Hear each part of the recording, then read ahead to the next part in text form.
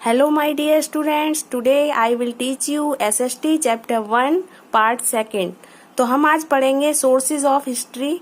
हम आपको बताएंगे कि किसी भी चीज को जो थाउजेंड्स ईयर्स ऑफ एगो घटित हुई है उन्हें हम किस से जान सकते हैं, कैसे जान सकते हैं। तो आप देखेंगे कि उन सभी चीजों के बारे में हम हिस्ट्री के सोर्सेज से पता लगा सकते हैं।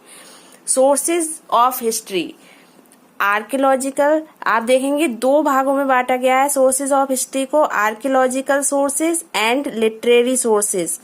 आर्कियोलॉजिकल सोर्सेज के अंतर्गत 4 टाइप्स के चीजें आती हैं। Number 1 monuments, number 2 artefacts, number 3 coins, number 4 inscriptions.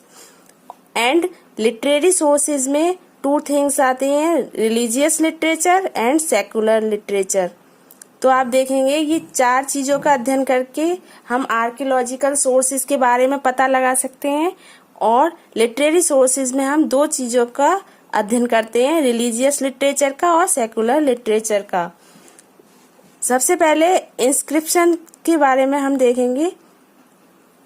Written records engraved on rocks, pillars, walls of temples, etc.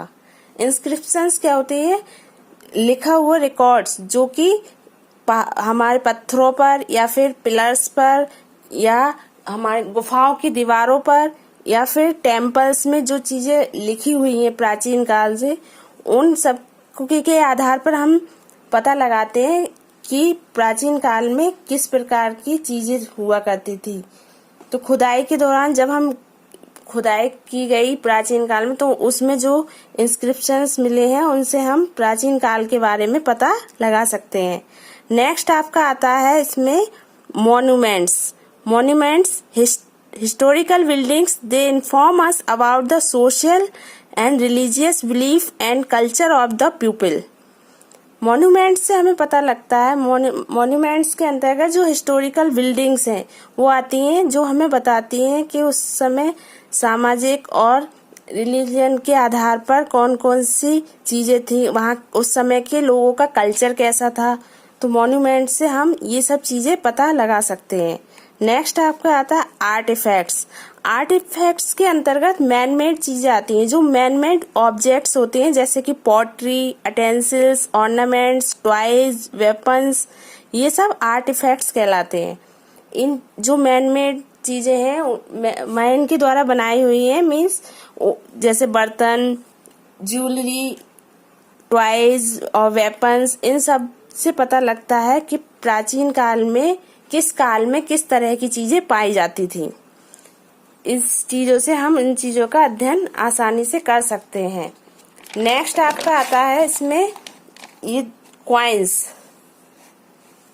4 है आपका coins.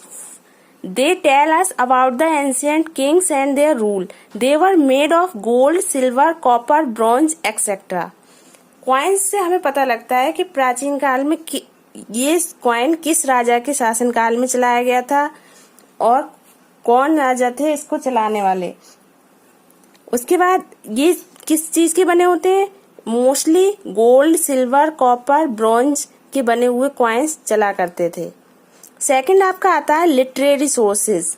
Literary sources handwritten records of the past in the form of books are called manuscripts. जो handwritten form है हमारे past में, books में जो हाथ से लिखी हुई चीजें हैं वो हमारे मैन्युस्क्रिप्ट्स कहलाती हैं, मैन्युस्क्रिप्ट्स के अंतर्गत आती है। इसमें हम देखते हैं लिटरेरी सोर्सेज में हमारे 2 तरह का लिटरेचर था। एक रिलीजियस लिटरेचर, सबसे पहले religious books which deals with religion like the Vedas, the Ramayana, Mahabharata, the Gita, Puranas. These are the sources of religious literature। जो भी हमारे धार्मिक ग्रंथ हैं जैसे कि वेद, रामायण, महाभारत, गीता, पुराण आदि, ये सब हमारे रिलीजियस लिटरेचर के अंतर्गत आते हैं। धर्म से संबंधित जो भी किताबें लिखी गई या जो भी चीजें लिखी गई हैं वो हमारे रिलीजियस लिटरेचर से बिलोंग करती हैं। नेक्स्ट है आपका secular literature. Those writings which do not deal with religion are called secular literature। जो लिखी हुई चीजें जो कि किसी धर्म से बिलोंग नहीं करती हैं वो सभी सेक्युलर लिटरेचर के अंतर्गत आती हैं। These includes poems, biographies of kings, books on politics and science. Kautilya's अर्थशास्त्र is the best example of secular literature.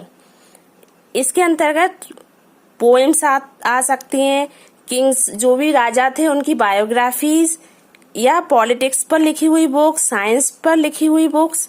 इसके अलावा आप देख सकते हैं कौटिल्य की अर्थशास्त्र इसका बेस्ट एग्जाम्पल है. तो ये सब सेक्युलर लिटरेचर के अंतर्गत आती हैं जो धर्म से बिलोंग नहीं करती हैं, जिनका धर्म से कोई संबंध नहीं होता है. सो ओके स्टूडेंट्स, आज आपका हिस्ट्री का चैप्टर 1 यहीं पर फिनिश होता है. नेक्स्ट चैप्टर हम अपनी नेक्स्ट वीडियो में डिस्कस करेंगे. Thank you for watching this video. Bye bye.